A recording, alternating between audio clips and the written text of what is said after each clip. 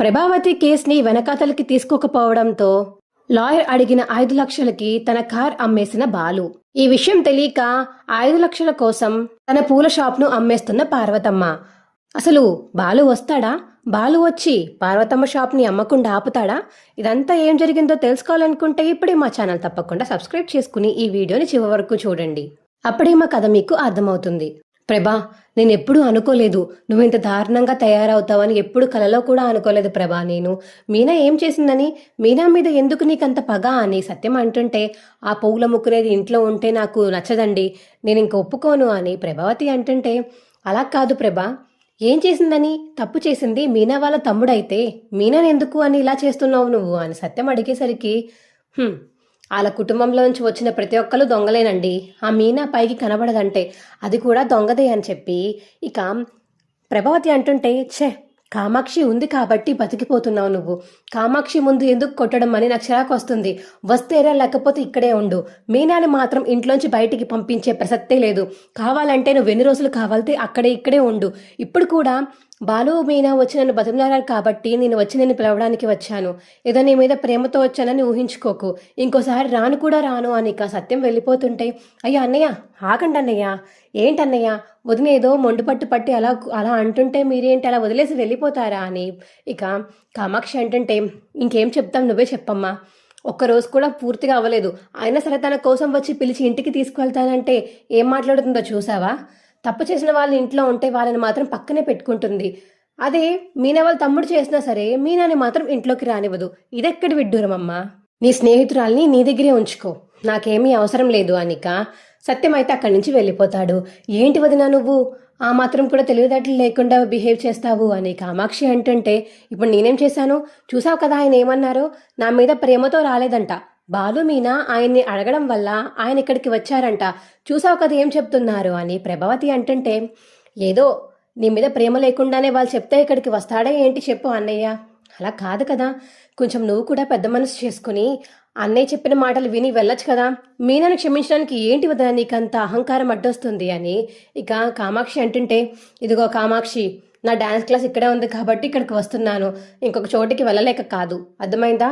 నువ్వు ఇంకొకసారి ఇలాంటి పిచ్చి పిచ్చి మాటలు మాట్లాడి మీనాకి సపోర్ట్ చేస్తూ మాట్లాడావంటే నేను ఇక్కడ కూడా ఉండను, ఒక చోటకి పోతాను అని ప్రభావతి అంటుంది. వద్దులే, ఇక్కడుంటేనే నేను తట్టుకోలేకపోతున్నాము. నువ్వు బయటికి వెళ్ళి మళ్ళీ ఇక్కడికి వస్తూ ఉంటే నిన్ను ఎవరు ఆపుతారో ఏంటో తెలియలేకపోతుంది. మళ్ళీ మీనాని కానీ శివాని కానీ ఏదో ఒకటి చేస్తావు, ఇక్కడే ఉండలే అనిక కామాక్షి చెప్పడంతో, కదా ఇంకొకసారి మీనాని పొగుడుతూ నా దగ్గర మాట్లాడకు అని ప్రభావతి అనేసి అక్కడి నుంచి వెళ్ళిపోతుంది. ఏంటో ఈ వదినని ఎవరు మారుస్తారో ఏంటో, దేవుడా నీకే వదిలేస్తున్నాను, వీడికి బాలుగాడే కరెక్ట్ వీడికి అని చెప్పేసి ఇక కామాక్షి అయితే అలా మాట్లాడుకుంటూ ఉంటుంది తనలో తాను. ఇక సత్యం అయితే ఇంటికి వెళ్ళిపోతాడు. ఏంటి నాన్న ఏమైంది, అమ్మ ఏమంది, చెప్పు నాన్న చెప్పు అని చెప్పేసి ఇక బాలు అడుగుతుంటే సత్యం మాత్రం అలా చైర్లో కూర్చుని ఉంటాడు. చెప్పు నాన్న, అసలు అమ్మ ఏమంది, అమ్మని తీసుకురాకుండా ఒక్కడవే ఎందుకు వచ్చావు అని బాలు అడిగేసరికి, మీ అమ్మ గురించి నీకు తెలిసిందే కదరా, కేసు వెనక్కి తీసుకుంటానంది అని చెప్పేసి ఇక సత్యం అంటుంటే, అవునా, అవును, కానీ ఒక షరతు పెట్టింది. ఏంటి నాన్న అది? మీనా ఇంట్లో ఉండకూడదంట, మీనా వాళ్ళ పుట్టింటికి వెళ్ళిపోవాలంట, మీనా ఇక్కడ ఉంటే తన కేసు వెనక్కి తీసుకోనంది, ఇక్కడికి రానని కూడా చెప్పింది అని ఇక సత్యం చెప్పడంతో, మరి నువ్వేమన్నావు నాన్న? నేనేమంటాను, కామాక్షి వాళ్ళ ఇంట్లోనే తను ఉండమని చెప్పేసి మీనా ఎక్కడికి వెళ్ళదు, మీనా మా ఇంట్లోనే ఉంటుందని చెప్పేసి వచ్చేసాను అని ఇక సత్యం చెప్పేసరికి, అదేంటి నాన్న, అమ్మ ముందు మీనాన్ని నువ్వు ఇలా రిస్క్ చేస్తే అమ్మ బాధపడుతుంది కదా, బాధపడినివ్వరా? మీ ఇద్దరు అడిగారని చెప్పేసి నేను దాన్ని పిలవడానికి వెళ్ళాను, లేకపోతే దాని అహంకారం రోజు రోజుకి పెరిగిపోతుంది. అప్పుడు నగల విషయంలో కూడా మీ అందరూ బతంలాడడం వల్లే దాంతో మాట్లాడానే కానీ అసలు మాట్లాడకుండా ఉంటుంటే చాలా ప్రశాంతంగా ఉందని నా జీవితం. అసలు వచ్చి ఏ మనాలో కూడా నాకు అర్థం కావట్లేదు. మీనా వాళ్ళ తమ్ముడు దొంగతనం చేస్తే మీనా ఎందుకు ఇంట్లో ఉండకూడదు? అదే అడిగితేనే ఏదో పిచ్చి పిచ్చి కబుర్లు చెప్పింది. నాకు ఇంకా చిరాకు వచ్చేసి, వస్తేరా ఇక్కడే ఉండు, నేను వెళ్ళిపోతున్నాను, మీనా మాత్రం మా ఇంట్లోంచి వెళ్ళదు అని గట్టిగా చెప్పేసి వచ్చేసాను అని సత్యం అంటుంటే, నాన్న అనేక బాలు అంటాడు. ఏంట్రా, ఎందుకు నాన్న మేమంటే నీకు అంత ఇష్టం అనిక బాలు అడుగుతుంటే, రే మీ ఇద్దరు నిజాయితీ పరులరా, మీ ఇద్దరు ఎప్పుడు మంచి పనులే చేస్తారు కానీ ఎదుటి వాళ్ళకి ఏదన్నా ఆపద కలిగించారని మీ ఇద్దరు అనుకోరు. నాకు తెలుసురా, వేరే వాళ్ళ ఆపదలో ఉంటే నువ్వు కానీ మీనా కానీ ఎంత సహాయం చేస్తారో నాకు బాగా తెలుసు. అలాంటిది మీ మీద నిందలు వేసిన వాళ్ళకి నేను బుద్ధి చెప్పొద్దా, మీకు సాయం చేయొద్దా అని సత్యం అంటుంటే, నాన్న అని చెప్పేసి ఇక సత్యం అయితే హక్ చేసుకుంటాడు బాలు.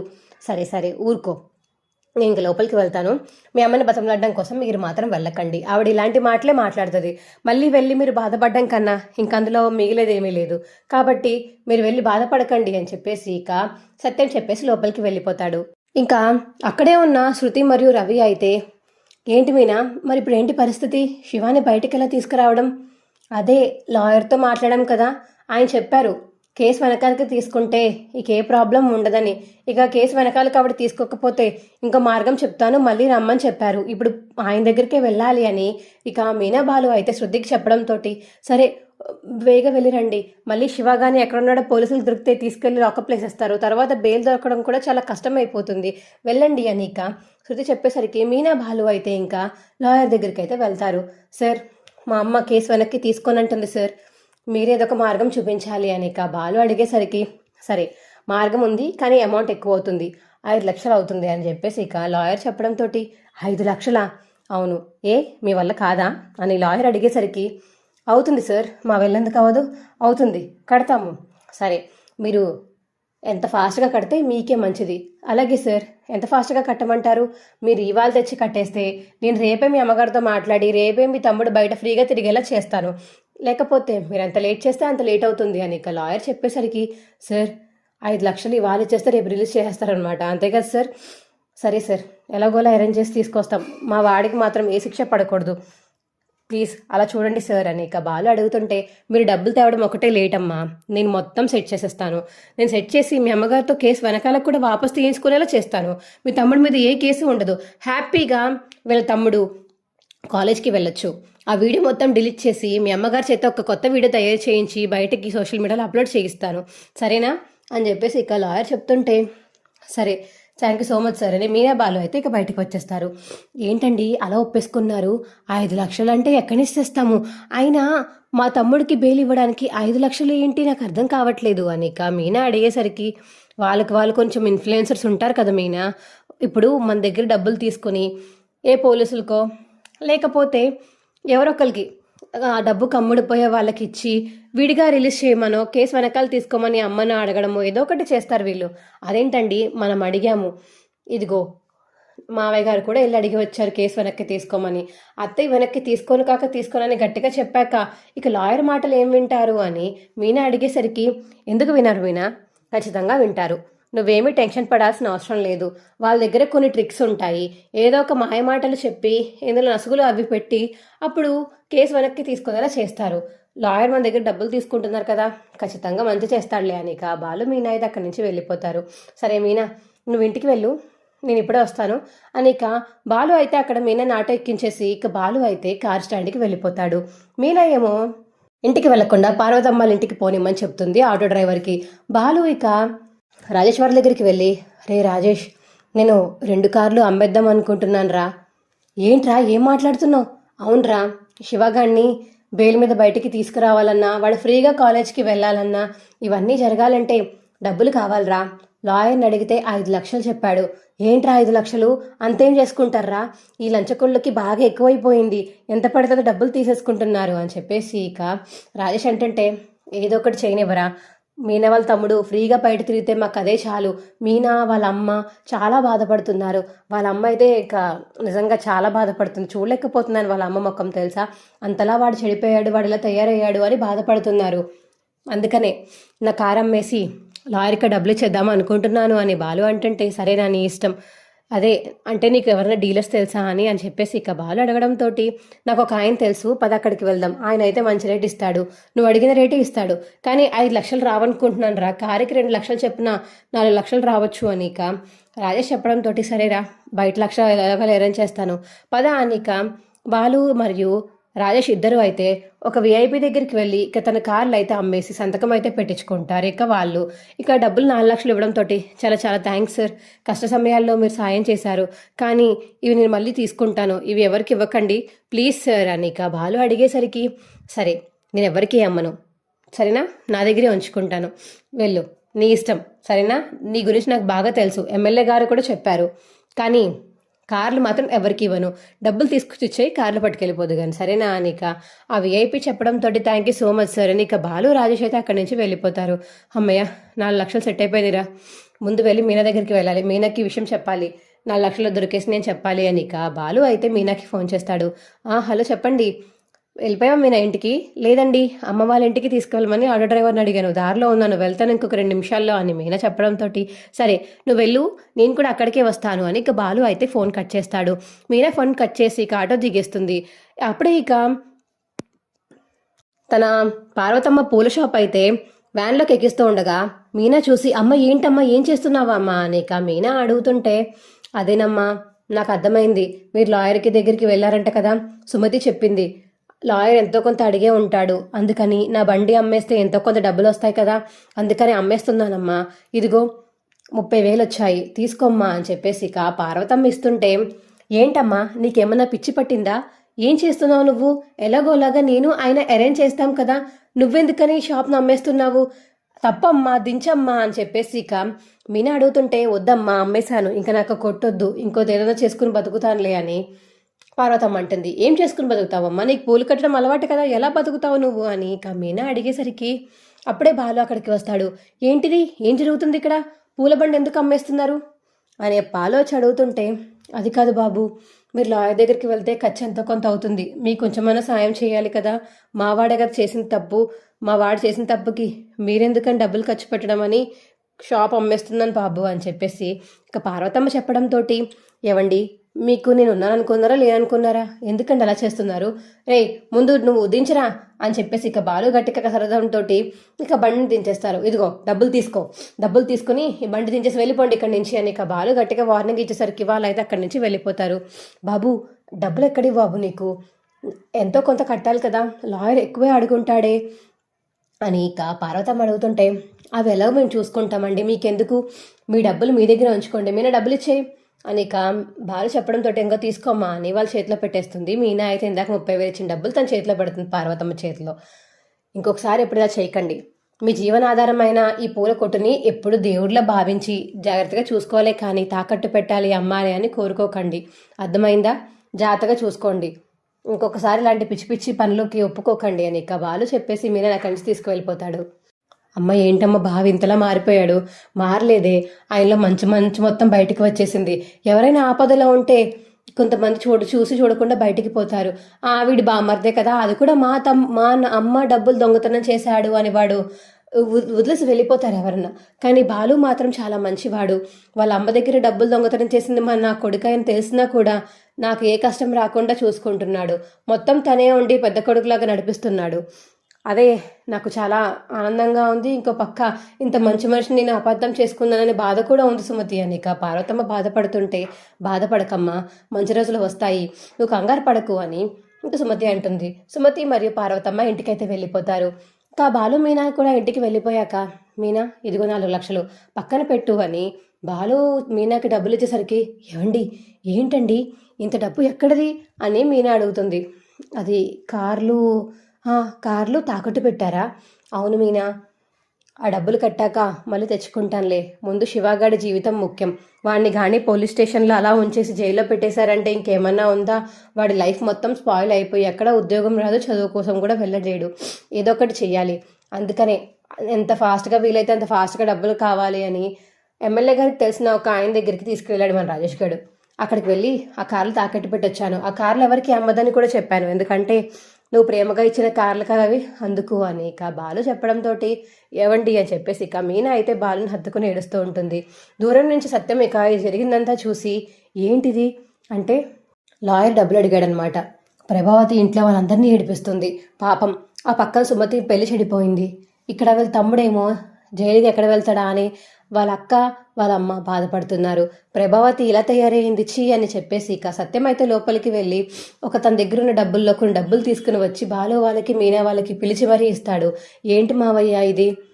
ఏం లేదమ్మా, నా తరపున మీకు డబ్బులు ఇవ్వాలనిపించి ఇస్తున్నాను, లాయర్కి ఏదో కట్టాలని చెప్పేసి మీరు ఇందాక మాట్లాడుకుంటే నేను విన్నాను, తీసుకోండి అమ్మా అని ఇంకో 20,000 అయితే సత్యం ఇచ్చేసరికి వద్దు మావయ్య వద్దు నాన్న అని చెప్పేసి బాలు మీనా వద్దంటారు, నాకు తెలుసు మీరు తీసుకోండి, మీరు ఇంతలా బాధపడ్డం నేను ఎప్పుడు చూడలేదు, అలా కూర్చుని ఏడిస్తే ప్రాబ్లం సాల్వ్ అవ్వదు. ఎంతో కొంత ఇక సరిపోయిందని లాయర్కి ఇచ్చేసి సరిపెట్టుకోండి అని చెప్పండి. 5 లక్షలు కావాలంటే ఇప్పటికిప్పుడు ఎక్కడొస్తాయి కదా, ఉన్న డబ్బులతోనే సరిపెట్టుకుని ఆ కేసుని క్లోజ్ చేయమని చెప్పండి. రేపు వెళ్ళి మాట్లాడండి సరేనా అని సత్యం చెప్పడంతో సరే మావయ్య అనిక మీనా అక్కడికి పక్కకి వెళ్ళిపోతుంది. నాన్న నేను క్షమించు నాన్న, తప్పు చేసిన వాడికి సాయం చేస్తున్నానని మీరు ఫీల్ అవ్వకండి అని చెప్పేసి బాలు అడుగుతుంటే, లేదురా నీకు ఒక ప్రాణం విలువ పశ్చాత్తాప విలువ తెలుసు కాబట్టి నేను నిన్ను ఏమి అనను రా అని ఇక సత్యం అనేసి అక్కడి నుంచి వెళ్ళిపోతాడు. ఇక మీనా బాలు అయితే అమౌంట్ అంతా పక్కకి పెట్టేసరికి 4,20,000 మాత్రమే అవుతుంది. ఏమండి ఏం చేద్దామండి, చూద్దాం రేపు లాయర్ దగ్గరికి వెళ్ళి మాట్లాడదాం, దాన్ని బట్టి ఇంకా కావాలి అంటే ట్రై చేద్దాం, లేదండి సార్ ఇంతే ఉంది అని చెప్దాం, అప్పుడు దాన్ని బట్టి ఆయన రియాక్షన్ బట్టి మనం కావాలంటే అప్పుడు ఇంకా అప్పు చేసి తీసుకురావచ్చు అని ఇక బాలు చెప్తాడు. సరే పడుకోండి అని ఇక మీనా బాలు పడుకుని మార్నింగ్ లేచి ఇక లాయర్ దగ్గరికి అయితే వెళ్తారు. సార్ ఇదిగోండి సార్ అమౌంట్, మీరు అడిగిన 5 లక్షలు తీసుకొచ్చాను అని బాలు అయితే 5 లక్షలు ఇచ్చేస్తాడు ఇక లాయర్కి. సరే మంచి పని చేశారు అని చెప్పేసి ఇక కౌంట్ చేస్తుంటే, అదేంటి 4,20,000 ఉన్నాయి అంటే 4,20,000 సెట్ అయ్యాయి సార్, 5 లక్షలు అవ్వలేదండి, చాలా కష్టపడ్డాము, మేము బయట అప్పు చేసాం, కారు తాకట్టు పెట్టాం, మెల్ల చైన్ కూడా అమ్మేశాం, ఎంత చేసినా సరే డబ్బులు 5 లక్షలు అవ్వలేదు సార్ అని ఇక బాలు చెప్పడంతో సరే 4,20,000 ఉన్నాయి కాబట్టి సరిపోతుంది, మీరు టెన్షన్ పడకండి చాలే అని ఇక లాయర్ చెప్పడంతో thank you so much sir, మరి మా తమ్ముడు బెయిల్ అని మీనా అడుగుతుంటే, మీ తమ్ముడు బెయిల్ వెంటనే వచ్చేస్తుంది, ఇంకా అరెస్ట్ కూడా చేయలేదు కాబట్టి మీ అమ్మగారు కంప్లైంట్ వెనక్కి తీసేసుకుంటే ఇక ప్రాబ్లం ఉండదు, మీ అమ్మగారు కంప్లైంట్ వెనక్కి తీసుకునేలా నేను చేస్తాను, ఇక మీరు వెళ్ళొచ్చు అని లాయర్ చెప్పేసరికి మీనా బాలు అయితే బయటికి వెళ్ళిపోతారు. ఇక లాయర్ అయితే ప్రభావతి ఎక్కడో తెలుసుకుని కామాక్షి ఇంటికి అయితే వెళ్తాడు. ఏంటి మీరెవరు అని ప్రభావతి అడిగేసరికి, నేను బాలు వాళ్ళ లాయర్ని, బాలు తరపు నుంచి అలా శివ తరపు నుంచి వాదించడానికి వచ్చాను అని లాయర్ చెప్పడంతో, ఇక్కడేం చేస్తారండి వాదన, కోర్టులో జైల్లో చూసుకుందాంలే, నేను మాత్రం కేసు వాపసు తీసుకునే ప్రసక్తే లేదు అని తిష్ట వేసుకుని కూర్చుంటుంది ప్రభావతి. అదేంటండి అలా మాట్లాడతారేంటి, ఒక పిల్లోడి భవిష్యత్తు గురించి ఆలోచించరా, పిల్లడు భవిష్యత్తు గురించి ఆలోచించేలా చేస్తున్నానండి, వాడు ఇంకా ఫ్యూచర్లో ఎన్నెన్ని దొంగతనాలు చేస్తాడో ఎవరికి తెలుసు, ఇప్పుడు 1 సంవత్సరం జైల్లో ఉంటే వాడికి బాగా బుద్ధి వస్తుంది, ఆ తర్వాత ఇలాంటి పనులు చేయడం వాడే మానేస్తాడు అనిక ప్రభావతి అంటుంటే, సరే కొంచెం కేసు వెనక్కి తీసుకోండి అని ఇక లాయర్ అడుగుతుంటే, కేసు వెనకాల తీసుకుంటే నాకు లాభమేమో ఉందండి, కేసు పడితేనే కదా వాడు జైల్లో ఉంటాడు, వాళ్ళ అక్క బాధపడుతుంది, వాళ్ళమ్మ బాధపడతారు, అందరూ బాధపడతారు కాబట్టి నాకే ప్రాబ్లం లేదు అని ఇక ప్రభావతి అంటుంటే, మీరు కేసు వెనకాలకి తీసుకోకపోతే మీకే నష్టం, అవునా, కేసు వెనక్కి తీసుకుంటే నాకేం లాభం లేదు కదా, హ్యాపీగా అందరూ హ్యాపీగా ఉంటారు అని ప్రభావతి అంటుంటే, మీరు కూడా హ్యాపీగా ఉండొచ్చు, అదెలా, ఇదిగోండి 2 లక్షలు, ఈ 2 లక్షలు తీసుకుని కేసు వెనక్కి తీసుకోండి అని లాయర్ చెప్పేసరికి ఇంకా కళ్ళు చూసి ప్రభావతికి అయితే మెరిసిపోతూ ఉంటాయి. డబ్బులా, నాకా, ఎందుకు ఇచ్చారు, మీరు కేసు వెనక్కి తీసుకుంటారని ఇచ్చాము అనిక లాయర్ అంటుంటే, అవునా సరేనండి, మీరు బాగా మొహమాట పెడుతున్నారు కాబట్టి చిన్నపిల్లడి వయసు చూసి డబ్బులు తీసుకుని కేసుని వెనక్కి తీసుకుంటానులే అనిక ప్రభావతి చెప్పడంతో, అమ్మ వదిన ఇప్పటిదాకా వాడికి కేసు పెట్టాలి, వాడి సంవత్సరం దాకా చిప్పకూడు తినాలి, అవి ఇవి అని బోల్డ్ కబుర్లు చెప్పావు, ఇప్పుడు సడన్గా డబ్బులు చూసి మాట మార్చేస్తావా అని కామాక్షి అయితే మనసులో అనుకుంటుంది. ఓకే అండి, థ్యాంక్ యూ సో మచ్, మీరు కంప్లైంట్ వెనక్కి తీసుకుంటున్నట్టు ఒక లెటర్ రాస్తాను, దాని మీద సంతకం పెట్టండి సరేనా అని ఇక లాయర్ అడిగేసరికి సరే అని చెప్పేసి ఇక కంప్లైంట్ వాపస్ లెటర్ అయితే రాస్తాడు లాయర్. రాశాక ఇక ప్రభావతి సైన్ పెడుతుంది. ఇక అక్కడి నుంచి వెళ్ళిపోతారు లాయర్ మరియు తన అసిస్టెంట్ ఇద్దరు అక్కడి నుంచి వెళ్ళిపోతారు. అబ్బా 2 లక్షలు వచ్చేసాయి అమ్మా అని చెప్పేసి ఇక చాలా హ్యాపీగా ఫీల్ అవుతుంది ప్రభావతి. అయితే చాలా హ్యాపీగా ఫీల్ అయింది. పాపం అసలు లాయర్కి నీకు ఇవ్వాల్సిన అవసరం ఏముంది, అది నాకు తెలిసి వాళ్ళ తమ్ముడిని విడిపించుకోవడానికి మీనా బాలు ఇచ్చిన డబ్బులేమో నాకు తెలిసినంత వరకు అవి, అందుకనే ఆ లాయర్ తీసి ఫ్రీగా 2 లక్షలు అలా తీసి అలా పెట్టేసి వెళ్ళిపోయాడు. కష్టజితం కాకపోతే అలాగే బయటికి తీస్తారు. మీనా బాలు ఎంత కష్టపడ్డారో ఏంటో అని ఇక కామాక్షి అంటుంటే, కష్టపడితే కష్టపడవు కామాక్షి, ఎలాగో కేసు వెనక్కి తీసుకుందాను కదా, వాడి చేసినందుకు 2 లక్షలు వచ్చాయి, నాకు అది చాలు అని ఇక ప్రభావతి అంటుంటే, మనుషులు ఎంత బాధపడినా నీకు ఆ రోహిణికి పడలేదు కదా వదిన, అలాగే ఉండండి అని ఇక కామాక్షి అంటుంది. సరే ఏదో ఒకటి అనుకో, అమ్మయ్య కేసు వెనక్కి తీసుకుందాం కానీ డబ్బులు వచ్చేసినాయి, అది చాలు అని చెప్పేసి ఇక హ్యాపీగా అయితే ఆ డబ్బులు పట్టుకుని తిరుగుతూ ఉంటుంది ప్రభావతి. వదిన ఇలా ఇవ్వు, ఎక్కడ చోటు దాస్తాను అని ఇక కామాక్షి అంటుంటే, ఎక్కడ దాస్తావు, మీ ఇంట్లో ఉంటే నీ పెద్ద కొడుకు పట్టుకెళ్ళిపోయి మింగేస్తాడు కాబట్టి మా ఇంట్లో ఉంచుతాను, అర్థమైందా, అవును ఇది నిజమే ఉంచు, కానీ ఎవరు తెలియని చోటు పెట్టు, నువ్వు నాతో పాటు రా, నీకు చూపిస్తాను, నేను మర్చిపోయినా సరే అని చెప్పేసి ఇక కబోర్డ్ దగ్గరికి వెళ్ళి బట్టల మధ్యలో అయితే పెడుతుంది కామాక్షి.